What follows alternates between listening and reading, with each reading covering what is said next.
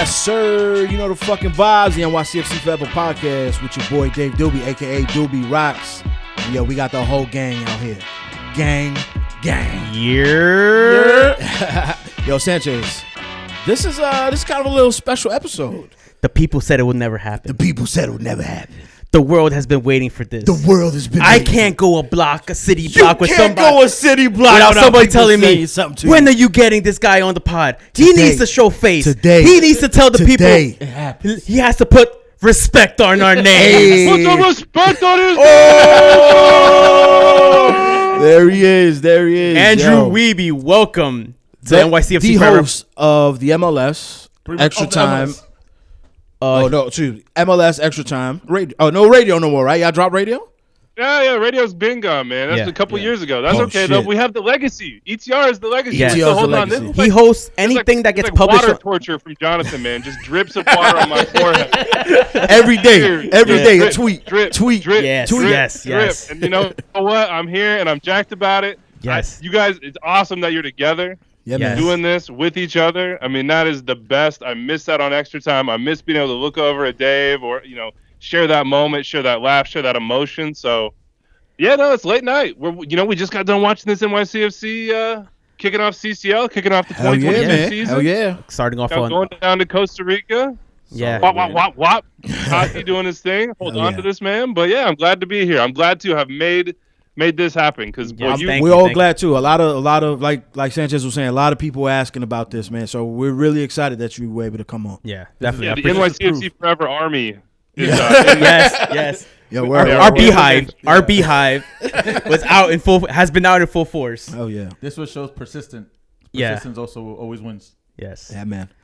So Andrew, like you said, we're here together. Like we've only been doing this for we started like a week or two before MLS's back tournament started. Mm-hmm. We have no rhythm to do this individually, like through Skype, so we have to do this in person. Yeah. We used to get tested. Before we meeting up during the peak of the pandemic. We're from New York City. We had a lot of deaths and a lot of people. We've had deaths in our family, sickness and everything. So when you see us here scrunched up in this little room, it's because we love doing this. We've grown the passion for this. The energy is so off when we do it remotely. Yeah. It's like two different podcasts. Yeah. Yeah, the timing is what I miss, to be honest with you, for us, is to be able to look at somebody and know or feel, or, you got your buddies around you. You know when they're about to say something or make a joke or they're on the brink of something. They want to say something. You have to give them the space to say it. And you just don't get that when you're not in person. I hope there is a future. I think there is a future where I think so too. Extra Time will be back together doing it. There, and, hopefully. Yeah, I think we've been scattered around the country, but to see you guys do it gives me energy.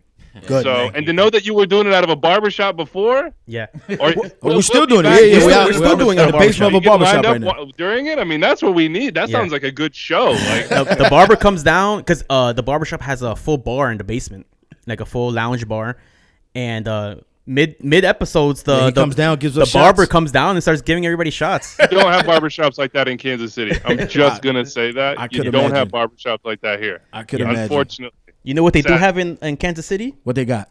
Haikus. Ooh. Take it from today's episode. Well, last night's episode. I listened to this morning at work. Let's start off with your infamous team by team haikus that you do every year, which is great. So let me see if I can put it in good rhythm. I haven't read a haiku out loud since I was like in 6th grade. So, all right. I'm just picturing you reading a haiku in 6th grade. All right. Got more, got the cup. Put some respect on their name. Now, about Tati. How was my timing on that? I think it's pretty good, man. I don't know, because I'm no poet here. Like nobody asked me to do these things. I was just like, what's something that, how can I entertain myself? That's basically how I exist right now. And overall with MLS, like I sit down here in my little soccer cave and I'm like, all right, well, I guess my job is to talk about Major League Soccer and what am I going to do to get people interested. And those popped out. But I thought that sort of the back-to-back on last year when Ronnie was like, yo, I need more. I got to have more. Where are the guys? Like, where are the players? He got the players. They integrated the players quickly. And then Tati he leveled up so incredibly that all of a sudden you have an MLS Cup winning team. Not just an MLS Cup winning team, in my opinion, the best front-to-back team in the league.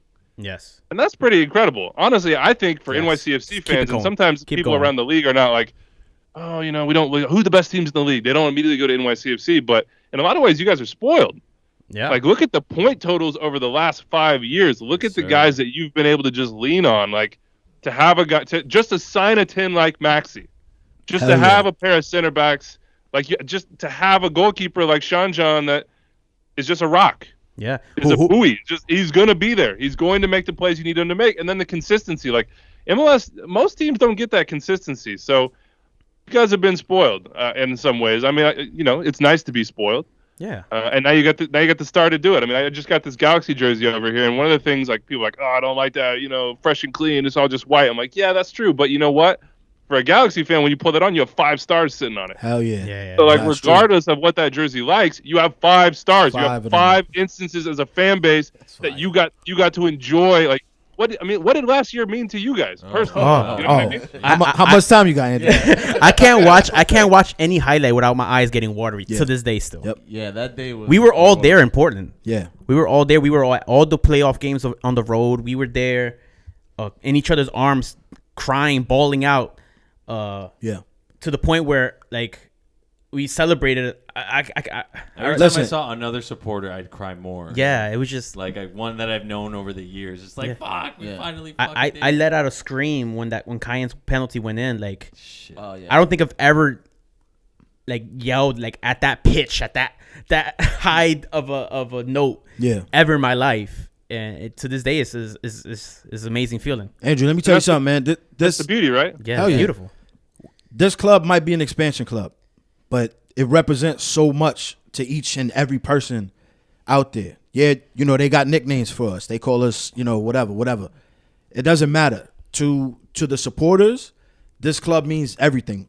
All of us are tatted. We all have NYCFC on us physically. We're bringing that shit wherever we go.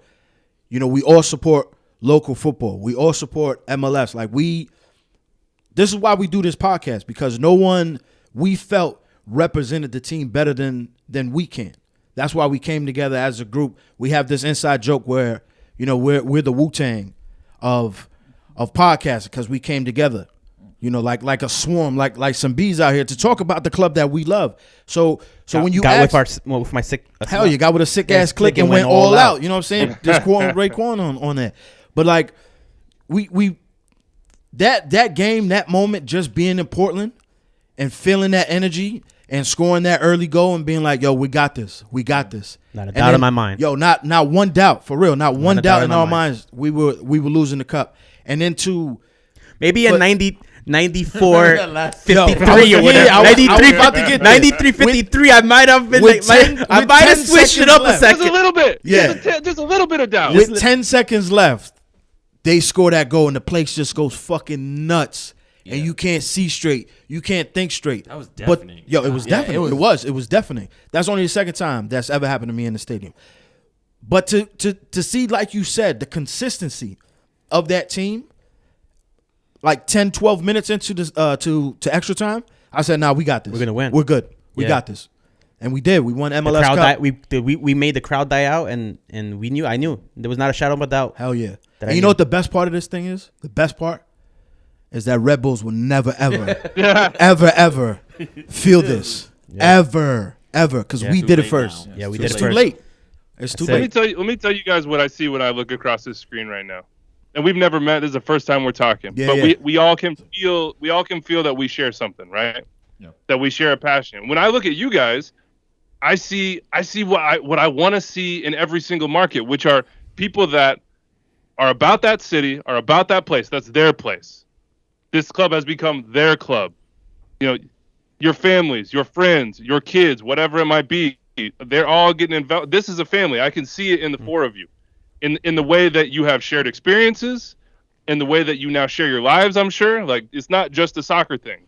Yeah. And that's what's so beautiful about our soccer culture, is that you guys are doing it in New York City. There are thousands of people across this country doing it in completely different ways, with completely different vibes, with completely different lives, sharing in the same thing and creating a community.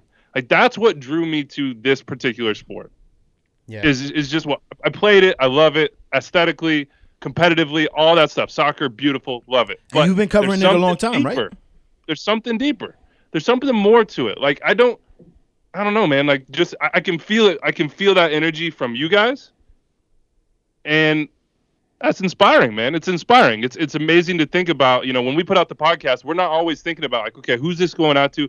Who's sharing in this league with us? Who cares the same way we do? When we see something happen, when there's some news, when you win cup, when you share that moment, we're not always thinking about that. This is a good reminder for me that that's happening all the time, everywhere. That we're just a little tiny part of that, and it's awesome to be a part of it. Nah, man, this is we all listen on our commutes to work. We at work, I listen time. at work. Yeah, we all listen. I listened to Extra Time for forever. Yeah, since I started watching this league, I listened to Extra Time forever. I remember being back in the day when I was working here in Kansas City. When I just got out of college, just sitting at my desk listening to I listened to the whole Rolodex of episodes when I found this thing. Nice. Simon Borg and Sagini and Lawless and Furshaw back in the day. So for me to even feel like I have a voice to anybody is such a privilege. And then to see what you guys are building in your own space. Well, to be honest, that's awesome. I can't watch the whole league. I keep up with most of the scores throughout the league, but like David Beckham says in your intro, I go to you guys to find out what's going on in the MLS. What a marketer that David Beckham. Yeah, I set him up. I was like, you gonna say this for me, David? No, man, I just need that soundbite. I need you to say it. Hey, yo, it's better than what the Cooligans said to him. Talking about he wanted to name him Bronx. He wanted to get adopted. Brooklyn. You saw that? What was Alexis talking about adopt me and all that shit? But go ahead, man. So I forgot what I was gonna say. I lost train. Oh, you lost train. You completely blew me off. Yeah. I have a Calling quick him question. Bronx. In line with where what's going on. Now that we were actually talking about this earlier. We're like, you're kind of the voice of MLS media or the face of MLS media in a way. At least to us who follow the league extensively, like whether it be through ET or the stuff you write for the site, or if when you're back in person like correspondence.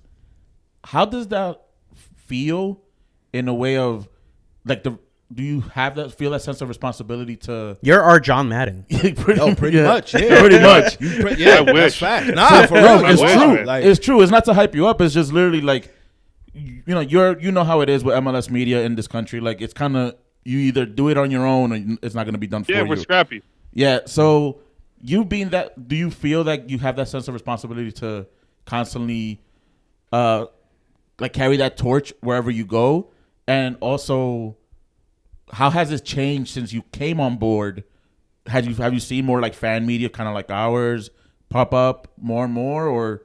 Yeah, man. I'll start with the first one, which is the responsibility. I feel is to get more people to love this. You know what I mean? And not in like in a marketing, like a crass way of like, man, hey, revenue is coming in on XYZ. Like, I know that's part of the game. We all know that's part of the game. It's more of, I love this. This is what I love. This is my passion. I want as many people as possible to share that passion with me. Like to be a part, and that's why I go back to with you guys of community. Like the way this grows is that we bring more people in, right? Yeah, like, it doesn't just grow. People don't just stumble into it and like, oh shit, I love MLS now. Like, no, they start to feel that because there are genuine friendships, emotions, experiences, moments of walking into the stadium, times of bringing their kids. Like, that's how we build this. I'm building. That's what I want. I want to sit back when I'm 65 and my son, his daughter, whatever it is, your sons, daughters, families, it's just a given that the people in your community understand, know, care about these teams, this sport, this club, and what these communities that we're building within it can mean to all of us. So that's what I think about as my responsibility. It's like when I make the show, it's a privilege, man. I'm so lucky. I was sitting at my desk at work listening to the show. I was driving around listening to the show, just thinking, man, like, oh man, one day I hope I get to write an article for MLSsoccer.com. So every day I'm thinking, holy shit, I am extremely fortunate. Like, there's nothing more special about me than anybody else other than I got the opportunities at the right times. Life is timing. I got those opportunities, and for whatever reason, people trusted me to keep going and keep doing it. And this thing is growing. And that really is what it comes down to, is that more and more of us exist. And so the opportunities will start getting bigger. I mean, my first shout out to Andy Edwards, who's now at NBC doing stuff on the EPL, but he and I did Talking Touches back in the day, which reminds me some of like what you guys are doing, which is like nobody's paying us to do this. You know, like we had literally a $10 mic from like Comp USA when that was wow. You know what I mean? And we had a rubber band, and you know, you had it back in the day, those headphones that had the foam that can come off the headphone. Yeah. This is one of those stick mics that they had early in the day for your desktop computer. We just set that up in the middle of my kitchen table, wrapped that thing around it to deaden the noise so it wasn't so sharp, and just talked about what was then the Kansas City Wizards, Sporting Kansas City. We just did it because we loved it. You know what I mean? And that was the start. I got to MLS, and I was the low man on the totem pole, and it was wonderful to learn from like Simon Borg and Nick Fershaw and Greg Lawless and all those guys. And they just kept, they're like, hey, you want to come on extra time with us? And I had to just be like, yeah, that'd be cool. Yeah, no, I'd be down for sure. And I was jacked. I felt so much pressure. You know what I mean? I felt like, don't say something stupid. Don't freak out. Don't freak out. Don't do something stupid. And we had this thing where, you know, doing interviews, you raise your hand and like, if you want to ask a question. And Nick he's like the OG. Like he taught me everything I know about interviewing and being like understanding people and timing. And Simon is just was the most curious mind and still is that I know. And I just, every time when I raised my hand, sometimes they just be like, nah, I got this. When they let me come in, I just felt so much pressure to ask something insightful. And now to get to do it every day with honestly some of my best friends in the world, it's a blessing. You know, it's a blessing. That's all I can say is that I can't believe I have this job, and I'm going to hold on to it as long as I can. Yeah. And if I don't have it, you know what I'll have? I'll have this big soccer community that I'm still a part of, that I still love, I'll be a different sort of person within it. You know, maybe it'll just be me and my boys at the games every week. Maybe it'll be more of a fan thing, and that's fine. Like all I want is for at the end of this journey, for this to be this sport to mean what it means to the rest of the world here.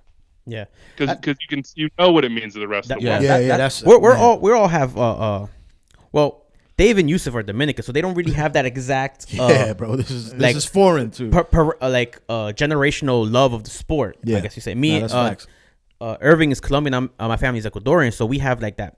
It's been passed down to us through generations. Like I've been going to games in South America, Derby games since 4 years old. So this is like the passion and like is so big that when you said like it's a family, like I have my mom wearing NYCFC gear. Yeah, you know, and I see how New York City FC has little by little has gotten a lot better embracing the community, embracing and trying to build the culture, build fandom within the communities, and I see NYCFC, at least in New York City, being a big time team, and maybe not so much in the near future, but not so far distant. As soon as we get that stadium. Yeah, as soon as we get the stadium, whenever that comes in 2072. when you're 65 and you're relaxing, you're watching the games. That's when we'll get our stadium. That's when we've made right it. In there with my cane, huh? Yeah, exactly. Accessible seating. Yeah. I told you. I knew it was coming. I just didn't know what millennium, but it's coming. Exactly. Yeah. So speaking of NYCFC, what'd you think about tonight? Should they just hand us the trophy now, or? I mean, look. Do we got to write it out? You guys have a great path, and I think, you know, when I think about this tournament, one of the things I wrote in sort of the like, hey, who could win it piece that I did is just like, if you don't play a Liga MX team, you can't lose the Liga MX team. Yeah. Like that really is for MLS still. That is the key. Like it would be great to be Montreal, and they're holding their own by far, maybe even having a better time of it against Santos Laguna right now in Torreon. But like, ideally, you avoid those situations. Like we don't all want to beat Toronto FC and have to do the whole thing against Liga MX. That's hard. We've never done this before. Nobody has. So you might as well have some warm-ups, especially given the time of year that comes. If you can hold on to Tati, you can win this tournament. I think if you can't, you might still be able to win this tournament. You might still be able to do it. I think the price. I think yesterday's price is not today's price on Tati after 2 goals in Champions League. Yep. I think his price value just went up again. You know, I don't think he's going nowhere. I feel like all you do is hold on. If you hold him to the summer, you're probably good. Yeah, I feel like he's going to leave in the summer. Yeah, but now we're gonna just knock up that price tag. Knock it Look up for some new customers, probably Barcelona. How much do you think he goes for? You know, it's hard to tell because the European market's so weird now with the way COVID is. It's not this like flush, crazy place that it seemingly was before. But I think the nice thing for MLS teams is that it's not out of the realm of possibility that a team would pay $15 million or $20 million for an MLS player. Literally exactly what we said. Yeah. It used to be that way. It used to be if a number came across, like it used to be they're like, oh, but they're gonna, Fabian Castillo back in the day, best 11. Like, is he in Colombia's national team? Irving knows. No, he's not. But like, was he a $1.5 million player or whatever it ended up being that he went for? No. Did we have the wherewithal as a league and as organizations and as front offices to understand and maximize value of players? No. Like things are changing and they are changing fast. Yeah. And that is one of the things that really encourages me about what's going on in MLS is there an understanding of like, okay, we are not part of the world market, at least not part of the in and out. We're part of the in part, but you got to be a part of the out part in order to attract the type of players that, for instance, NYCFC has been attracting, like Tati, like Santi, like Tyus Magno, like Andrade, even a guy like James Sands. Like for our academy players to trust, hey, I'm going to go into this first team. I'm going to start 50 games, 60, whatever it might be, maybe even 20, 15 games if you're talking about a Brian Reynolds or otherwise. And then this team's going to be willing to move me. And by the way, there's going to be a market for me. Or one like Joe Scally. Or one like Joe Scally, yeah. Or Joe Scally, Joe Scally. Like sometimes it happens that fast. Yeah. But just even the fact that we could sell Joe Scally, and certainly NYCFC is different with the scouting networks and City Football Group and everything else. It's not exactly like for like across the league. But even the fact that can happen, that a player like that is being developed in the academy, period, let alone moved, that's a huge development for this league. And I think we kind of got off track here. I don't know what it'll go for. I think if I had to guess, it sounds like it'll be more than 12. Yeah. And I'll have to meet that. But it'll just depend on what this first half of the season goes, what happens in Europe, who has needs. It's not out of the realm of possibility anymore that it could be 15 or 20. And if it happened that way, none of us would blink. Yeah. No. Yeah. Like, and that's the difference. I don't know the number, but before, if it went from 15 or 20, we'd all just be running around their head cut off, being like, oh my God, oh my God, oh my God, we're rich. But like, now it's just like, that's his market value, son. Like, if you want him, Respect if those you want him, will pay us this, or we won't move him. Give us the bag and we'll go get the next Tati right now. Exactly. Yeah. Or you know what? We might have him. We're a championship team. We'll hold on to Tati. Watch us try to win CCL. And go from there. Now you have the player. The player has his own side of things too, and I understand that. Like, he's gonna say he's if $12 million bids are coming in, he's gonna say, hey, it's probably time, and that's fine. But again, that's part of understanding and knowing the market, and not just being blind and being like, no, we're gonna hold on. Like, that blew up in our faces a few times in MLS. Kyle Larin is an instance of that in Orlando. Aaron Long. Yeah. He got priced out. I think it's telling though that you can get a $10 million offer and you're like, no. No, thank you. We'll get better. I think maybe 5 years ago, they would have been like, yeah. Even 3 years ago, 2 years ago, we'll take that 10. Last year. Yeah, that's true. But that's also confidence in ourselves, right? As a soccer culture, as a league, as clubs, of saying, no, we understand the value we have now. The value has been realized. Other people see that value. You can't, it's a learning process. You can't pull the wool over our eyes that many times. So I'm encouraged, man. I've seen this league. I've seen this league come a long, long way. You have. And I feel like we're still in an early journey on it. So I told him in Portland after the team, the front office did a big rented a ballroom out in some hotel, and for all the fans to come, hundreds and hundreds and thousands of fans were there, food, open bar, and then the players showed up. I grabbed me and Tati spoken a few times, and I told him, listen, man, leave, go. If you want to go. You brought us the cup. You deserve to leave. You deserve bigger things. And I fully expect him to go. I just don't want him to go to River Plate. I feel like that's a little bit of a step backwards for what he deserves and what the league probably deserves. Even though River Plate's a big club, but I think the jump to Europe will be a bigger impression than going back to Argentina. I think so too. I'm selfish. I just want to see him. I want to see him go somewhere he continues to succeed. Yeah. I would love for it to be Europe, yeah. Just because I think it would be so good for the league in the sense that Exactly.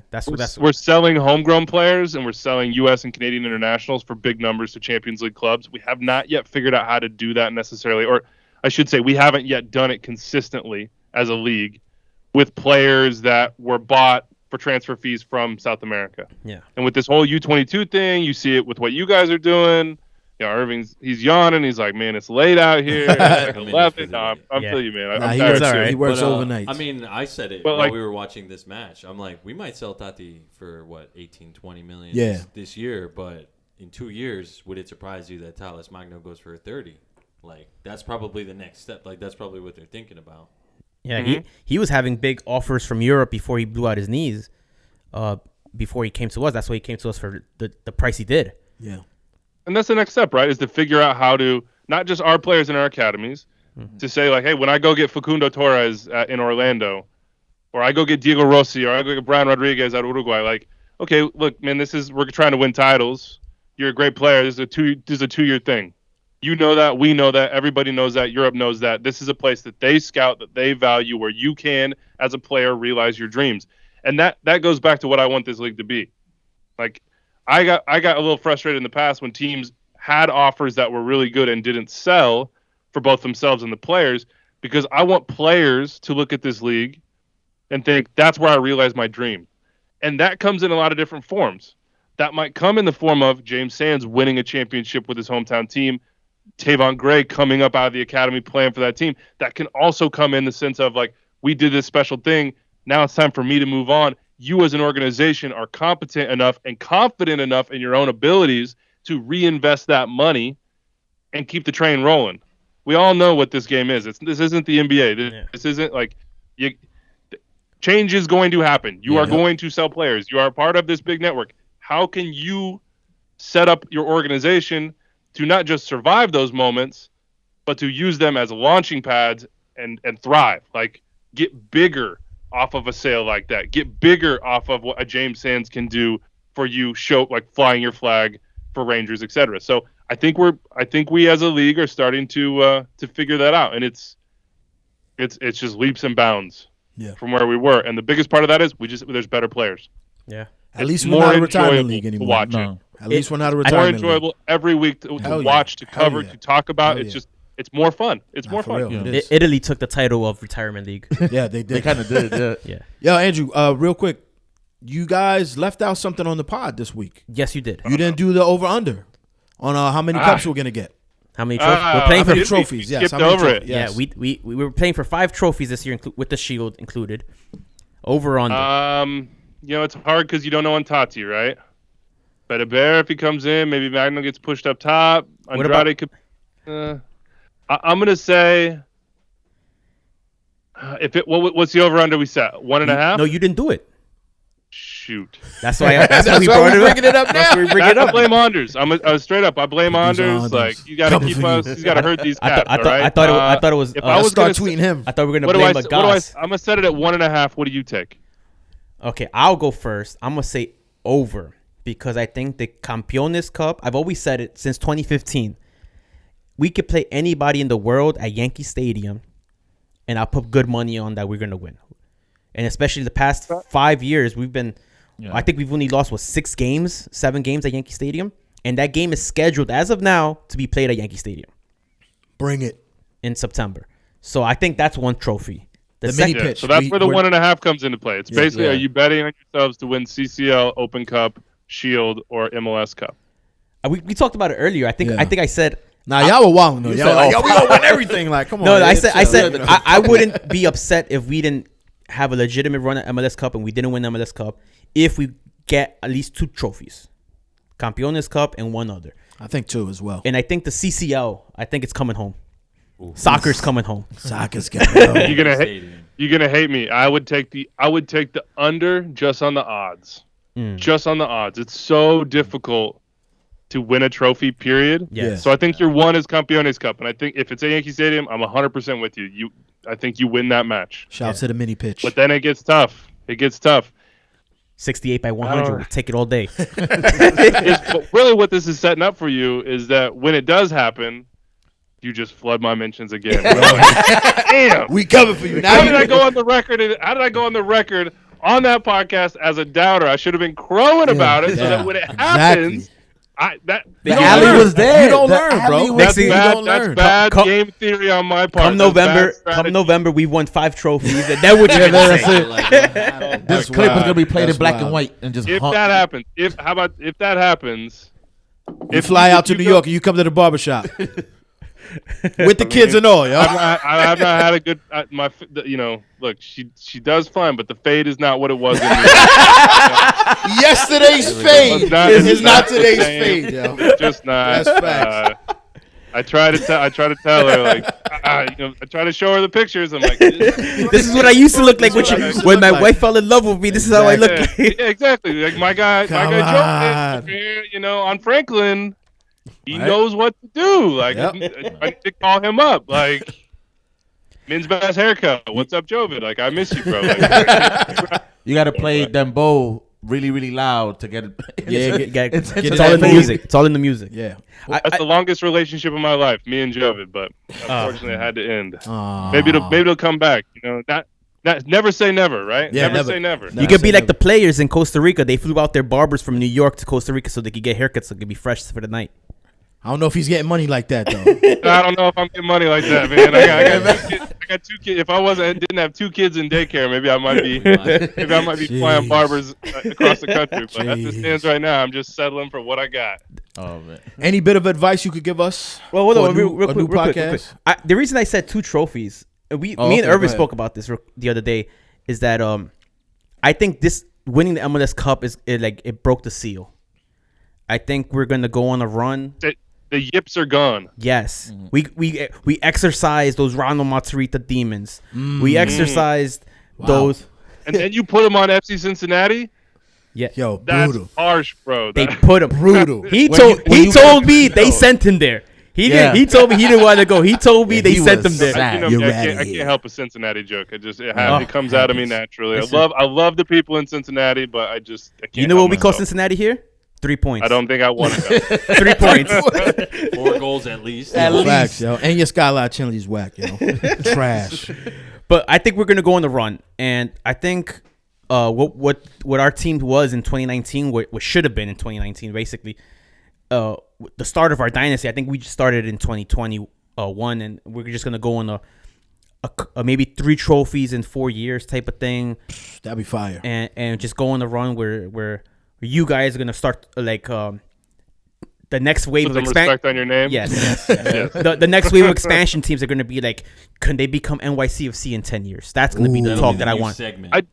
I do think that the model that you guys have transitioned into from the older folks that were there to start. You could call it what it was. Yeah, I think that is a model that a lot of teams are following. The Galaxy's still in that model. Where it's like, hey, where am I going to get I'm looking for a center back. Where am I going? I'm going to go find, a guy off the Ecuadorian national team who's playing in Libertadores and who's in, World Cup qualifiers down in Comebol. I'm going to go find, I'm going to go find a talent out of Brazil who we can sell down the line. I'm going to go find a number 10 out of Liga MX that, has done it and can do it, and we know we'll do it and be consistent. So I think you guys have a lot to be proud of as a club. And I think you guys as individuals have a lot to be proud of. Just the fact that, you throw, hey, what advice would you have? Keep enjoying it. Keep doing what you love, man. Thank you. That's really it. Like, some things you can't control on like, hey, how many people listen to this and whatever else. But, like, you can control how you feel when you're together, and you can control being proud of the product that you put out, and you can control having fun and having something in your life that you love. I'm pretty sure you're going to help with the listeners and the viewers. Yeah, this I week. think so. I will smash the retweet for you. No doubt. While we were waiting for you, we were just like doing quick maths on like how much money have we spent in the past 2 years just on equipment and everything. On this pod. And just like we don't even have all the equipment here. Yeah. And we just looked around. And there's like at least maybe close to $2,000 just sitting in front of the road. Yeah, man. I did the same thing. Mm-hmm. I bought a bunch of stuff. I was just like, I don't know where this is gonna go, but I know I like doing it. Yeah. And I got lucky. That's all I can say. I mean, for you guys, I would just say keep. If you love it, it's like anything else. You'll keep doing it. If you love it, you'll keep doing it, and if you don't love it, you'll stop. And in the meantime, bring as many people as you can in. Tell the people around you in the stands. Connect NYCFC fans. Create a community. And I don't think you won't have any regrets. You know what I mean? You just you won't. You'll think back on this. You'll be old. You'll be thinking back on this finally, like, God damn, remember when I was in that? We were at that barbershop. We were just a little bit drunk, podcasting about NYCFC, like in that brand new stadium that just opened up. yeah, wherever. All right. We're in Yankee Stadium 3.0 at that point. Exactly. Word. Andrew, we usually ask guests who come on the pod to pick a five-a-side of rappers or musicians, but we wanted to do something special for you because, as you said, you had to move away from New York, so we figured just list maybe 5 things you miss about New York City. Oh man, that is a great one. That's Sanchez. Sanchez made that one, so that's on him. That's hitting me right in the heart right now. I will start with probably Saturday mornings, back when I was a single kidless man, riding my bike. I lived on Franklin Street in Bed-Stuy for 10 years. Wow. Riding my bike to either Bushwick Inlet or over to Pier 5 to play pickup soccer on Saturday mornings. I desperately miss that. My ankle and my back, I wrecked them doing that and playing men's league at Pier 5. But just the feeling of like being a little hungover. I would have went pro if it wasn't for my knees. Yeah, I would not think that. I can barely walk. But like being a little hungover, getting a sweat on, riding my bike there, getting there, seeing all your friends, just playing a really like chill, fun game of pickup, and then going and having like lunch, beers, walking around the city, walking home, just making an afternoon of it. That would be one of them. I think riding the subway, period, it's gross, is another of them. I talked to you guys before we came on about what I miss the most, and the energy is what I miss the most, of like knowing that right outside your door at any given second, people are doing something, they're after something, they're like. So he's saying he misses Showtime. I don't know if I miss Showtime. I would be nostalgic. I would be nostalgic for Showtime when I was there. But if I was commuting back in the day, I don't think I would necessarily miss Showtime. That's when your head goes down. Yeah, they interrupt the extra time. Yeah, but I'm like just sitting there watching the city go past.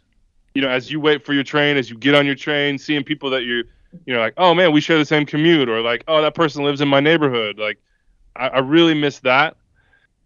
What else would my big misses be? Anything food wise that you can't get? Oh, for sure. Because I know you probably eat Q38 all the time. I'm trying not to, because you don't have that walk you start to put it on a little bit. Yeah. When we went to Kansas City, I'm a big barbecue fan. I was eating barbecue all weekend when I was a kid. Did you go to Oklahoma Joe's, or did you just go Q39? What'd you do? I went to like 4 different places.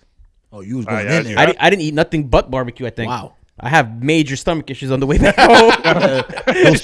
Those stories of the after effects are infamous. That was the coldest day of my life at the stadium, watching NYCFC and NYCFC legend Jesus Medina score on his debut. Hey man, that was the coldest day of my life. He helped you get there. Don't hate on Jesus. No, I'm a number one stan. Yeah, I am a truther. I'm a Jesus truther. Yeah. You've converted. Come to Jesus. Yeah. Not me. I would. Nobody's gonna know this but the people that live in that neighborhood. But I ate an absurd amount of Nice pizza today, because it was on the walk home. It was $2 a slice. There we go. For these pepperoni slices that were like a fourth of a pizza. There we go. Now so that was like my lazy, like probably 2 nights a week easy. I was gonna stop at a Nice pizza. They always had Liga MX on. They were always down to just like bullshit for 5 minutes as I waited for the pizza. They were just good people. Nice Pizza is a place that nobody else knows about. Probably nobody cares about. Like, the pizza is just fine. But for me, it was like part of my life. Comfort food. It was part of my life for a long time. I would also say just Prospect Park. Even before I had my sons, but once we had my first son, every Saturday we walked to Grand Army Plaza. My wife and I, well, she wasn't my wife at that time, but walked there and got like, honestly, we never got any of the farmers market stuff. Never did that, but we always went over there, got the street tacos, hit the food trucks, walked through the park. I remember the first time, probably the first year I was in Brooklyn, I didn't know anybody. I was just like, man, where am I? This is crazy. Like, I'm a Kansas boy, and I'm just in this world that's so hectic and insane. And I would ride my bike in Prospect Park on a Saturday.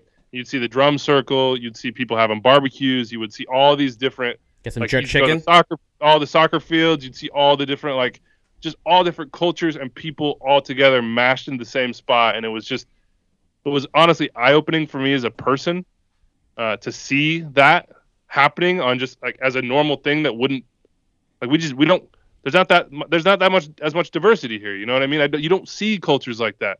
You're not like, yeah, if I want Ethiopian food, which spot am I going to in my neighborhood? Oh, I want Peruvian food. It's the best in the world here outside of Lima. Like, you just don't have those things. So to be exposed to culture on a daily basis, and to have that at my fingertips at a daily basis would be, and then the fifth one would just be my friends, man. I moved and I didn't really know anybody, and it was I guess I was taking a chance. Like, I got a job offer and I knew I couldn't turn it down, and I just went. But for the first 6 months, I was just sort of like figuring things out in the city, and it took a while for me. And figuring things out as a person. So, in New York City, I knew myself, right? Like, I didn't really know myself before, and now I know myself, and I can thank New York City for that. And I can thank New York City for like a huge tribe of people that are like family to me, and have were in my wedding, and I'll be in their weddings, and like, I'm constantly in touch with. And if I went back, it just brings back, and I think I will be back, for what it's worth. All that just floods back, and all that's there waiting for me, even if they aren't there. Just going to those spots, seeing those streets, seeing that apartment that we shared. Those are relationships, and those are times that can't be taken away no matter what happens, even if I never get back. That would be it for me. I really do feel like that's where I became a man. So it's a special place. That's fine. And we finally reached the NYCFC Forever Therapy Session podcast. Yo, we're Hey, look, you ask my friends, they'll say that's what I'm like. Like, at the end of the night when we're wasted, that's me. I'm like, and tell me about how much you loved your dad, man. Like, I love my dad. Like, It's what we do all the time. I'll do it. If you get me drunk, I will do it for sure. We joke around that we said that we started the podcast because we couldn't afford therapy. Yep. So that's what we're doing. And somehow almost every episode we hit. There's a moment where we talk about something personal, and then we all have that look. It's like, wow, tomorrow's episode coming out is so personal. Like, it's like a lot of like. So to me, you're doing something right there. Yeah. Because that's what connects people to you. That's what makes them feel like when they listen to you, that they're part of it. Yeah. It's because they feel like they know you. They can identify with you. That you're not just some like talking head in the sky. You know what I mean? You're like them. Because they definitely don't listen to us for stats. I tell you that. Yeah. I'm always wrong. Stats are overrated. Tactics and stats. People don't do anything for stats. People do things for emotions. That's why they do things. So I like that. Bars. Yeah. Save that one. Hell yeah. Andrew, man, this is fire, man. I can't believe you came on. Appreciate it. This is really cool. No, I had a wonderful time. I had a wonderful time doing this. Thank you for having me, guys. The people, maybe at the end of the year, when you've won 5 trophies, Ooh. have me back on, and you can just coming do the to the roast. I'll fly you out. We'll fly I you would out. fly you out if we win 5 trophies. Yes. Put that down on the record that I'll. We could go to the pier. We could do all that. Don't you worry about Yeah. that. If you win 5 trophies, Facts, that'll be on the MLS tab, no doubt about it. There you go. Put in the memo notes. Yep. in Yankee Stadium hosting the MLS Cup. Yeah, exactly. man. How mad would everybody be at that?